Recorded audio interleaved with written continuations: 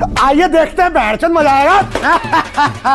WAG-12 की मृत्यु के पश्चात आज वकांडा में शांति स्थापित हुए 15 साल हो चुके थे। एक दिन लूप लाइन में खड़े हरिया भाई ने चेन्नई प्रदेश की राजकुमारी वंदना भारत को देखा। सफेद रंग और सेक्सी फिगर को देखकर हरिया भाई पहली नजर में ही उसे अपना दिल दे बैठे। वंदना भारत से सच्ची मोहब्बत हो जाने के कारण अब हरिया भाई का काम में मन नहीं लगता था और वो बस सारे दिन उसे निहारते रहते थे। फिर एक दिन व्हील स्कीडिंग की वजह से वंदना भारत के चक्कों में आग लग जाती है, जिसकी सहायता के लिए चेन्नई सुपर किंग का WAP-7 आगे आता है। लेकिन कपलिंग से पहले ही 120 की रफ्तार से दौड़ता WAG-9 चिल्लाने लगता है,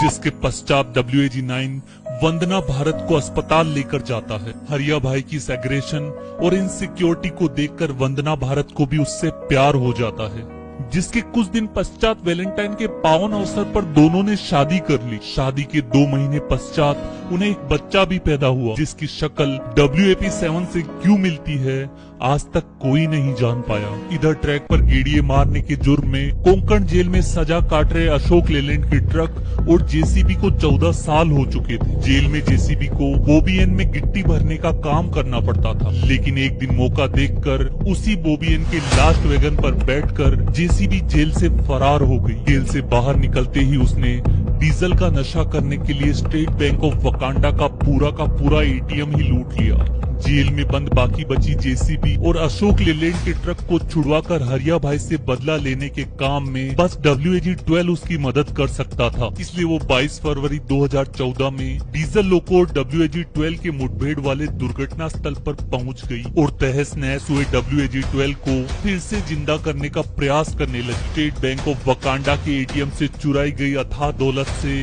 कुछ पैसे आल्स्टॉम वालों के मुंह पर मारने से उन्होंने WAG-12 को फिर से असेंबल करके जिंदा कर दिया और अब JCB और WAG-12 बदला लेने की रणनीति बनाने लगे।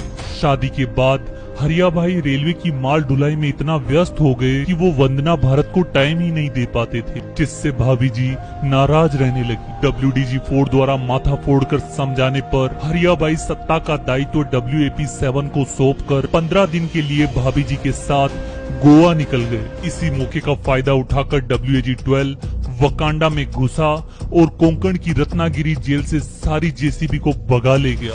चीयर लीडर्स को अपने पंजों पर नचवाकर पूरी रात JCB समाज ने फुल एंजॉय किया और दूसरे दिन WAP-7 को जान से मारने की प्लानिंग करने लगे। पहले ट्रैक पर बड़े बड़े पत्थर रखकर और पुलिया के नीचे से ट्रैक को तोड़कर WAP-7 को डिरेल करने की योजना बनाई गई, किंतु शायद RPF रेल पे पत्थर ना फेंके, नहीं ये कोई खेल है और ऐसा करते पकड़े जाने पर 4 साल की जेल है। डर से इसे कैंसिल कर दिया गया। अंत में अशोक लेलैंड के डीजल ट्रक को प्रीमियम पेट्रोल का नशा करवाया गया, जिससे उसने पुलिया के ऊपर से कूदकर WAP-7 पर आत्मघाती हमला कर दिया। ठीक उसी समय WAG-12 ने वकांडा में तख्ता पलट करके अपने आप को वकांडा का नया सम्राट घोषित कर दिया। हालांकि WDG-4 ने इसका विरोध किया, किंतु उस पर सेना के टैंक चुराने का आरोप लगाकर उसे यार्ड में नजरबंद कर दिया गया।